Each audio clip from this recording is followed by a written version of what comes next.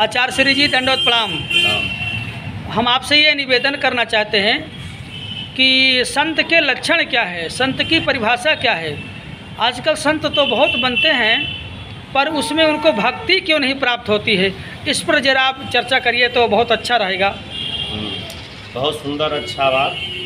सबसे पहली बात जो रामचरितमानस के अंतर्गत तुलसी बाबा लिखे हैं संत के बारे में।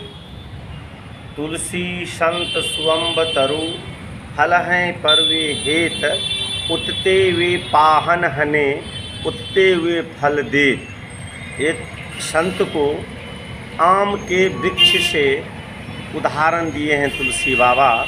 जैसे कि आम वृक्ष में लगता है और हम लोग उस पर डंडे चलाते हैं, पाषाण पत्थर मारते हैं, लेकिन वृक्ष हमें, आम के वृक्ष हमें फल देता है।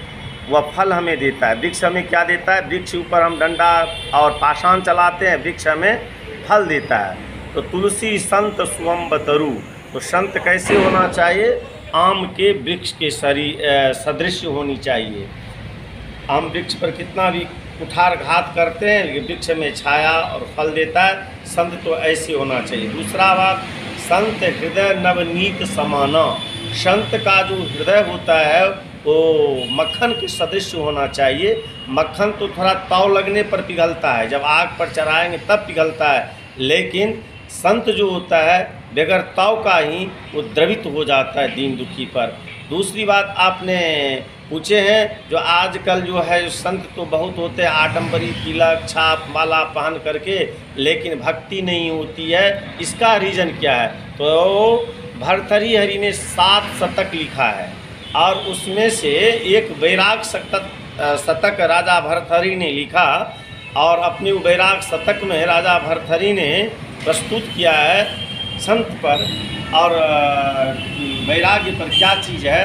कहा, दुजराज मुखी गजराज कटी गजराज विरागत मंद गति, यदि सा युवती हृदय बसती व जपह व तपह व समाधि गति।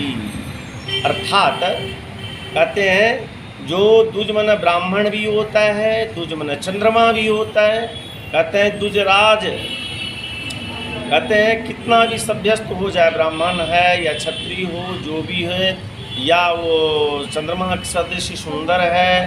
कहते हैं बहुत आडंबर किया हुआ है, माला भी पहने हुए हैं, तिलक छाप भी लगाए हुए हैं, और अगर उसके हृदय में वासना का निवास है, वासना का निवास है, वासना का अगर निवास है, तुजराजपति गजराज विरागत मंद गति, माने गज के समान, जो गज हाथी के समान जो औरत है, विशाल काय वाले या विशाल, औरत का मतलब ये नहीं, जो वासना जो हाथी के समान होता है, विषय एक हाथी के समान विशाल है, और वह जो वासना जिसमें काम की वासना है, दुजराज विरागत मंद गति, यदि सा युवती, ऐसे यदि युवती उसमें वास कर रहा है, युवावस्था उसमें बना हुआ है, युवती वास कर रहा है हृदय में, वह समाधि गति, अगर ऐसे व्यक्ति जो समाधि भी अगर लग जाएगा उसको सिद्धि प्राप्ति नहीं हो सकती है।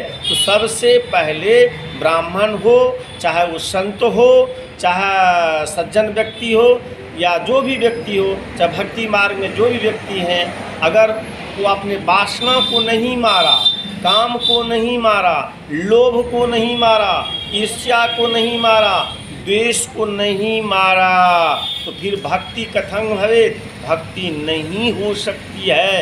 ये सरल और बड़ा सूक्ष्म उदाहरण प्रस्तुत है। धन्यवाद। जय हो। धन्यवाद।